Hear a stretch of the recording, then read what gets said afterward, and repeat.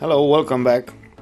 So today we have this Hydronic one ECU water heater from the first generation. It's a universal heater, so an aftermarket one. And the problem with this one, the customer is telling us that it's giving out a blower error, but the blower is fine. So using this ECU tester and edit, we will try to see if this is right. So we have to select the heater from here, so we know it's a 12 volt Hydronic, and we will do an automatic detection for it. So this unit you cannot find anymore, and it was very expensive anyway, and it was mainly made for testers. So we have here the ECU model, and what we can do here is we will not read the general data, we will go and make a component test. And what this does, it will check every input and output of the heater of the ECU, yeah, and tell us if there are any problems. So let's see. The customer says the problem is with the fan.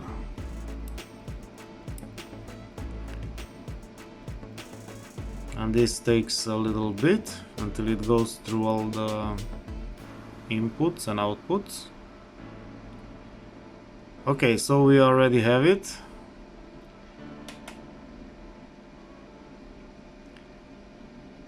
But it's ventilation input. Shouldn't it be output? Let's see what comes next. Burner motor. Yes, so we have a fan error, and also this I don't know what it is, I'm not even sure, but I don't think this one is a problem. The problem is this one, because yes, we cannot start the unit cannot start the fan, and we have all these errors here. We will try to delete them, but of course this won't help, because as we saw from the test, we have an error on the blower. So I saw somewhere on some Facebook groups that some guys are attempting to fix this. The fix is really simple, and I did it a few times. I did not record it before, but because yeah, it's a DIY thing, but I don't know, it's also something about safety, and yeah, you can burn down your car if something goes wrong. So do this at your own risk. I did a few, let's say from 5 pieces I had about 4 with success, and one could not be repaired this way, so probably it had some other faults. So you see, we cannot delete the error is still active, and yeah, let's go ahead and try to fix this. Of course I do not have the heater, so we will rely on this test after fixing to see if the problem is solved. Okay, so let's go.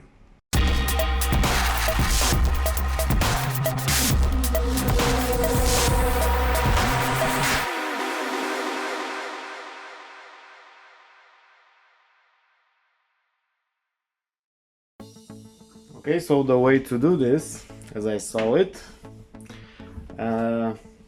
we have to drill. I hope you can see all of this. You have to drill right in this area on the back side of the connector, right about here. So the pins on the other side of the PCB are exposed. And this is not easy, because you can easily damage the board. So we have to be real careful with this, and we will try to fix the ECU here. Yeah, like this. And the other thing I did is using this well, I don't know, anyway, this drill. The problem is we have this center drill and it's a little bit long, so I put some improvised spacers here in order so the drill will not go in too far, but we are still at risk, remember. So we look where the connector is, about here, and we will start to drill.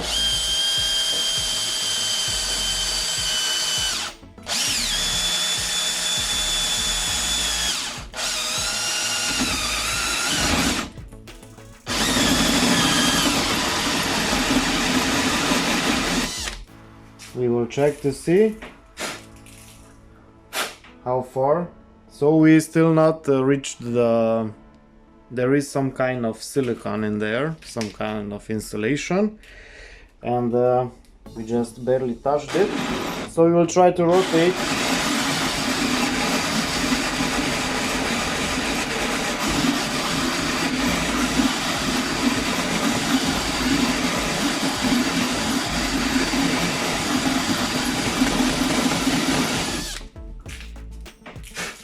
We take another look. From what I can see, we are still fine. Let's hope it will stay that way.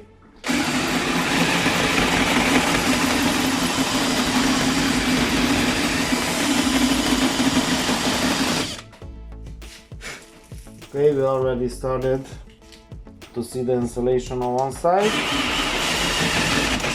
Okay, and just round and round like this. Really fine. And take care. And I think at this point we will try to pry it out like this and take a look how far the drill went. And we are still fine, yeah. I didn't touch the PCB, so it's okay. We could try to pry all of this out, but let's see where the pins are. Maybe it's not needed. And the pins are in here, so it's okay. Now we have to clean this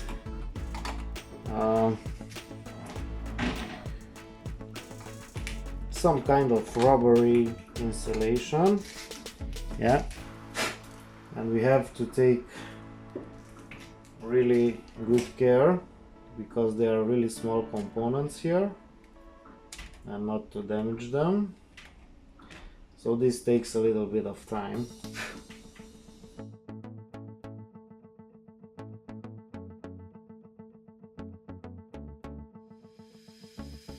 It's a broken connection on the PCB. Yeah, you can see on this pin right here. Yeah, so you can see that the solder is not continuous on the pin. So the fix is easy. We have to resolder that one and I think our problems will be gone. Okay, so we will use a little bit of flux here. And I didn't even take out my adjustable solder iron. I will use this cheap one. It should be fine for this.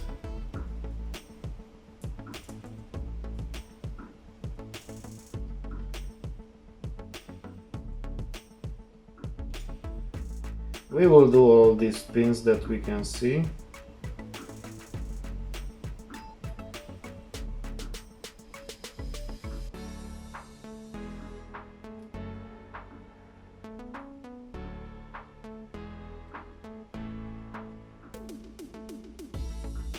This should be fine, but we will apply a little bit of solder paste. Problem, I think this is really old, it's not coming out through the needle. I mean, it's not so hard, but yeah, I use so little of this and it's just expiring here.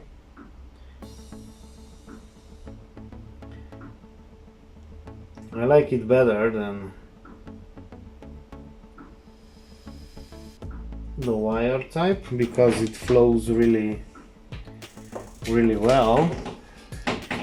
So we will go here to this one.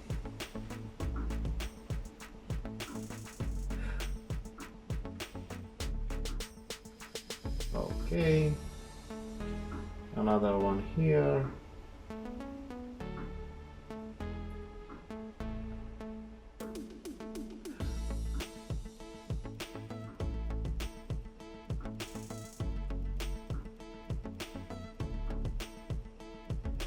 And the last one inside here.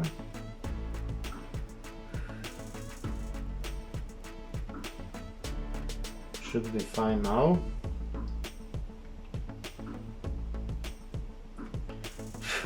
Okay, let me unplug this thingy. Yeah, we will give it a little clean.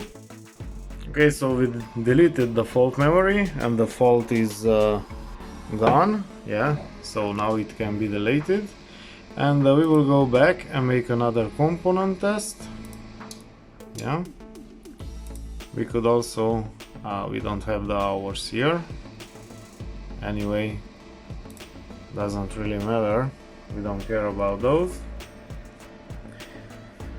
And let's see, so we will probably have that vehicle or input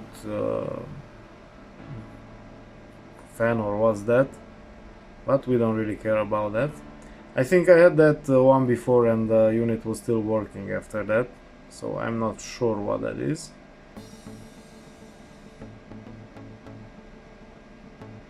But yeah, this one, no, what was that? Ventilation input. Oh yeah, and now it's green, so probably we have fixed that one. And burner, this is the moment of truth, and yeah, it's green. So test completed, we are done. Yeah, we will just have to give this back to the customer. The customer will do this sealing here. I don't have what to do it with. They use silicone. In my opinion, that's not good, but anyway, these are old cars, so you can imagine these are from 2000. Yeah, well, this one is from 2012, 13, 14, we don't know. So it has a little bit of age, and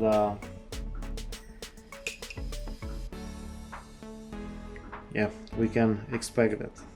So they did this last 2 years ago. I think I did 3 or 4 of this, and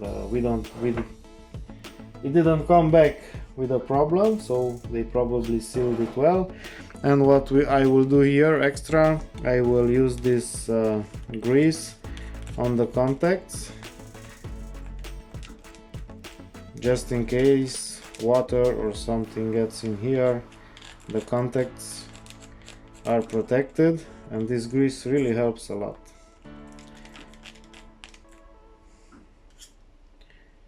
It's not so cheap, but I think I have it for more than 4 or 5 years. And I'm not even sure if it was filled up, but I still have a lot of it.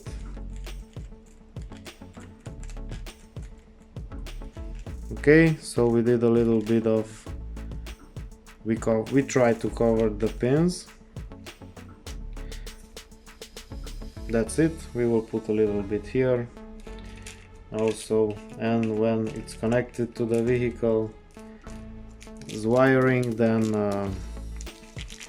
it will also protect the other the other pins in the matching connector. Yeah, well, that's it. This is the grease which I have. Yeah. Okay guys, so as you can see, it's working. I don't know if you have an older unit like this. I mean,